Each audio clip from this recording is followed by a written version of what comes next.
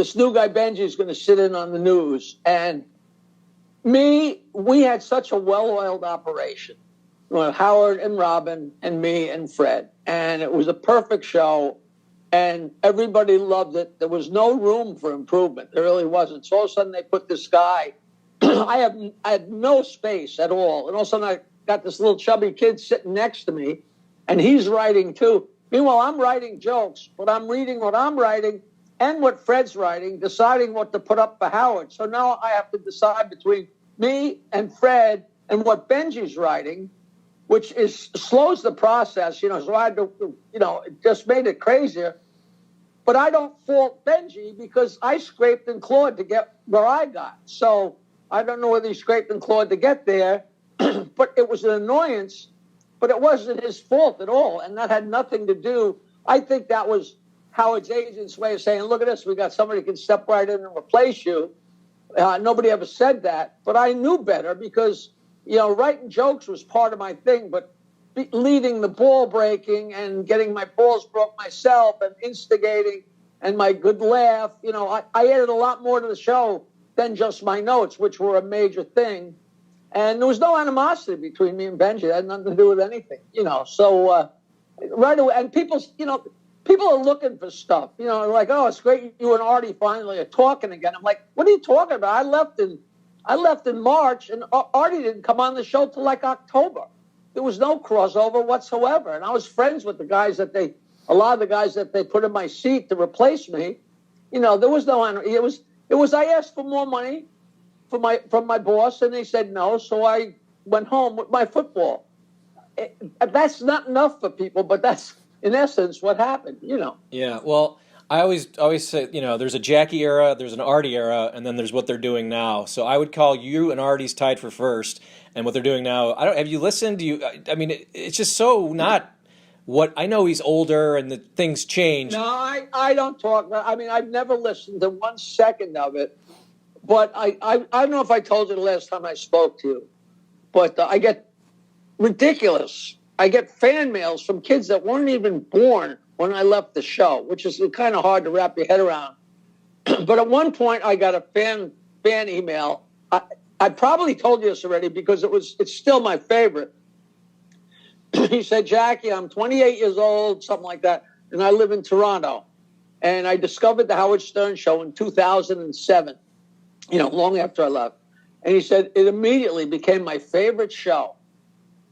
He says, but then I found out about the old shows that were on from the 90s that were on YouTube and different places. And he said it's like having a new favorite band and finding out that their early albums were much better.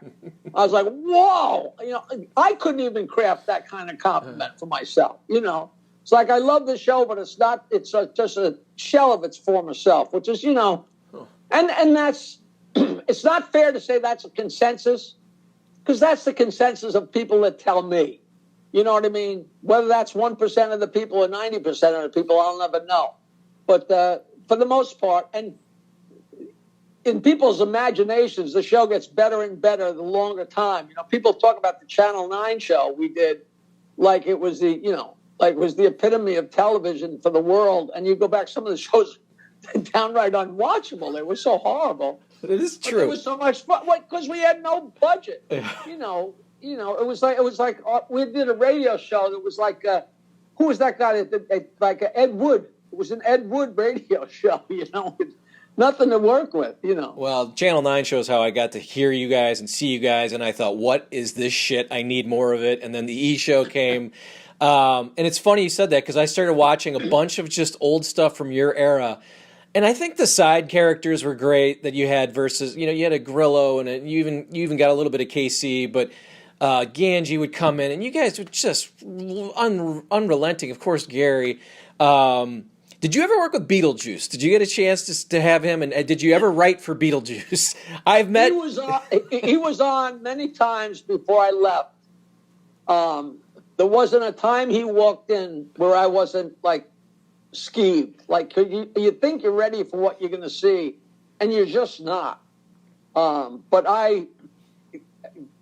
that that wasn't the show. That wasn't me and Fred being really witty and funny and quick, and Howard riffing, and that was a freak show. Yeah. And the fact that he was so challenged, and so, I mean, I'm not Mr. Sensitive, but what was funny about him was that he was a circus freak. Yeah. And you ask him to recite the Declaration of Independence, anything he says is going to be funny, But after that, I wasn't around for when they started booking him at events, and I don't know if they took him to strip shows or whatever they did, I just, Beetlejuice, spell the word red, and he'd say zebra. You know what I mean? He was a moron, Nothing against him. It's not his fault, I love him.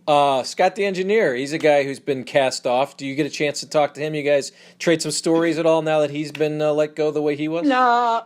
I mean, I'm not out of contact. We don't talk or anything, but he was going to come to see my show down in the Palm Beach Kennel Club last December, but he didn't come, but maybe he'll come this year.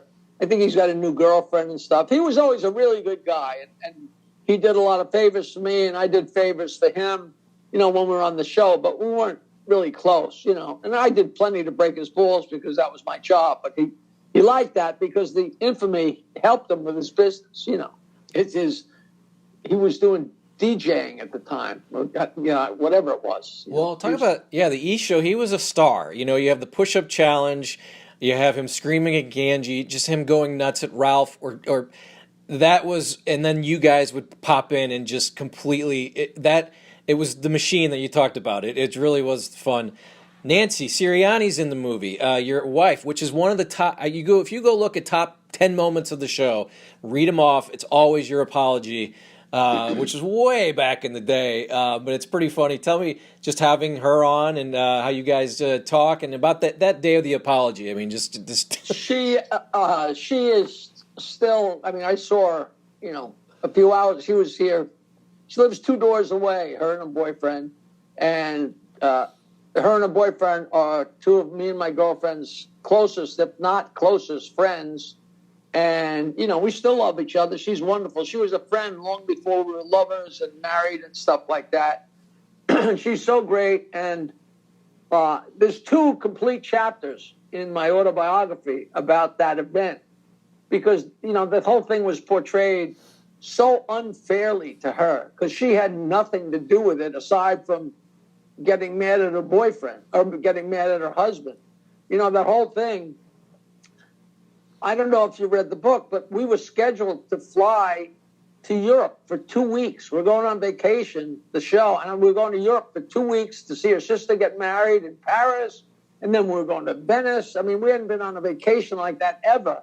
And we were supposed to leave, I think it was on a Friday, and I think that the funeral was on a Wednesday, something like that. And, it happened so fast, the thing with Jessica, it was such a joke. I mean, me and Howard were in the bathtub with her for probably 20 seconds. And, we're sitting around getting drunk. We drove to Philadelphia, and we're in Howard's suite. And I know I'm drunk, and Billy doesn't drink, and Howard doesn't drink. But me and Gary and Fred and John, we're having a great time. We're excited. We're going to have a big funeral to celebrate being number 1. And Howard, out of the blue, calls up Jessica. And she, of course, was in the suite right next door. Hey, Jessica, come on over and take a bath. And she said, okay. And so his suite was so big that it was down the hall, the bathtub. She's like, Howard, I'm in the bathtub. Come on down. And he's like, I can't go down there. My wife will kill me. And I said, well, I'll go because I figure I'm going to keep on my blue jeans and my underwear so there's no foul. So we go down there. A lot more. It was really funny because the tub was all drawn. Jessica's there in her bathroom, and the tub is drawn, and we threw Stuttering John in the water. And then when we pulled him out, the water was so filthy that we had to empty the tub and refill it. It was hysterical. And then she got in the tub, and she said, come on. So I took off my shirt or whatever, and me and Howard got in with her. I think he had on his underpants. I not only had on my underpants, I had on my blue jeans. We got in the tub. And I'm not thinking anything of it. Well, when the mics opened up the next morning at 6:00, I don't know if I ever went back and listened to it, but Howard made it sound like it was a full-scale orgy, like unbelievable, like. And of course, my wife was not listening, but her friends were listening. So by the time it got Howard's version of the story related to Nancy by way of her friends, you know, I don't know what the hell she thought, but I just know I got off the air and she was on the phone, and I never heard anybody so mad at me. She was out of her mind, just out of her mind, and I didn't know what to do. And I got home, and I thought she was going to kill me. And it was really funny because she got in the car and took off, and I went to open my suitcase, and Stuttering John had put Jessica's wet pink negligee in my suitcase, which is a great, great stunt. But if I had opened that with her standing there, I'd be dead. You know, and I threw that thing away, and I called our therapist. We used to go to couples therapy.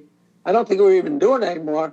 I told her the situation, and Emily, our therapist, said, Jackie, you got to get Nancy on that plane. Do whatever you can to get her on that plane. Once you're in that plane and you're on your way to Europe, they'll just all melt away and you'll be off on your vacation. And that was her. And so in my mind, I'm like, what could I possibly do? And that's what I came up with. And next morning, the first thing I said, Howard, turn on the mic. And off the top of my head, I just did the most sincere apology. And I really meant it because I really didn't think I had done anything wrong. But, you know, we all know what you think and what your girlfriend or your wife thinks. You know, everybody has a different interpretation. So I couldn't have been more sincere. But, of course, they played it like Nancy put a gun to my head and said, you better apologize on the radio. You know, so that was all malarkey. But meanwhile, we wound up getting on the plane and had the greatest vacation in the world. So, you know, of course, you would never know that from the show, but it had a really happy ending, and it was a really incredible. The funeral for DeBella it's so funny. Coincidentally, I think last Friday was John DeBella's last day on the air. I think he officially retired last Friday, which is how funny is that, you know? But still doing it. That's what happened. That's what happened. You mentioned Stuttering John. He's in the film. You keep in touch with him. It seems like he's kind of gone off the deep end a little bit, maybe. I was in touch with him, but I'm not really anymore. He can get pretty weird. I don't talk about it, but we were very good friends for a long time. You know, he wanted to. His girlfriend wanted to move to Long Island. He said, "I'm only moving to Long Island if we can move to Bayville." So they came to Bayville and they lived here for a couple of years. And so me and Nancy and John and Susanna, we were very close, and we had a lot of good times. And he's a good guy. He's smart, you know. He's a hustler. He's okay. But, you know, I don't quite agree with everything he does, but not many people agree with the things I do, so who am I to talk? Well, that's a good point. I love when you tell me a Robin story. So any Robin stories that come to mind? You two were so tight and so close and had so much fun as we wrap. The funniest thing of late, she actually took me to lunch however many years ago, but she was trying to get me to join that forum thing or whatever thing that she's in. I was like, Robin, I love you, and you know, I'll buy lunch, but I'm not joining any wacka doodle, you know those groups, whatever. You know, you find your soul, and you know, please, you know, talk to people and be nice to people. That's all you got to do. But I do Cameo.com, right? And I've done, I don't know, 500, 700 of them. And people yell at me. They say, you don't charge enough money, because some people charge like $500. I don't know if you know what it is, but it's a thing where people pay money for you to do a little iPhone video for them. Like if your friend said, hey, it's Brad's birthday. Hey, Brad, happy birthday. And I'll tell a few dirty jokes and fool around. Maybe they'll give some inside information. I'll break your balls. And it's like 2 or 3 minutes. And I only charge $75. And the fans of the show they eat it up. They love it, you know.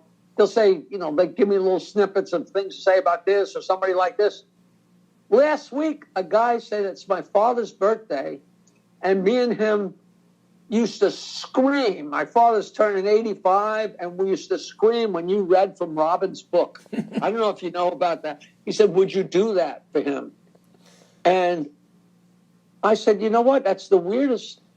And I looked at my computer, and I still had the pages I had scanned, because I'd actually taken a few pages and scanned them so they'd be easy to read on the air. And I went a little wild with it on his Cameo. And the guy tipped me like $100. He was over the moon. But I got to tell you the truth, man, I thoroughly enjoyed doing it. We walked down the street and my legs were so long and my minis. Oh, God, just hysterical fun. You know, it's just totally, everything comes out of goofing. You know, we were in a limo going to a movie screening, and the movie screenings we used to go to were like a couple of blocks away. But Howard couldn't walk, so 4, 5, 6 of us would pile into the limo, like Howard and Robin and me and Fred and maybe Gary, whatever. We're all jammed in there, and of course we're going a couple of blocks in midday in Midtown, so we're stuck in traffic. We're not going anywhere, and we're all like climbing the wall. And I had my bag, my canvas bag, and I looked down, and Robin had just given me a copy of a book. And I just reached in and took it out and opened it at random and started reading it in her voice, and they went bat crap. They went nuts. And, of course, then I did it on the air, you know, however many times before Howard realized I was getting too many laughs, and then we stopped doing that.